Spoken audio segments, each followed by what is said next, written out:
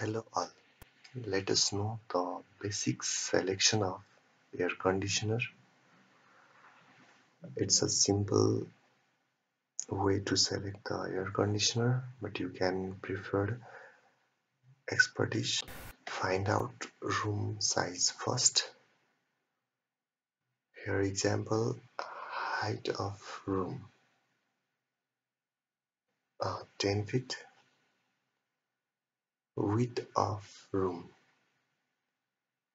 10 feet, and the length of room 10 feet. Now calculation,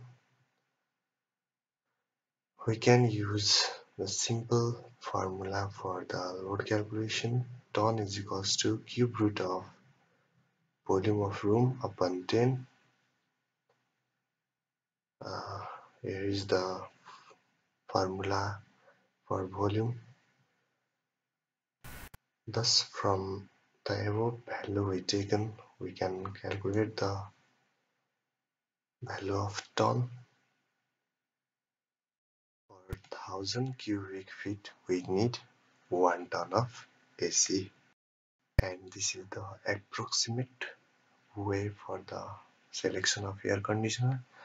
We have to meet HVAC expert for accurate load calculation. Thanks for watching us.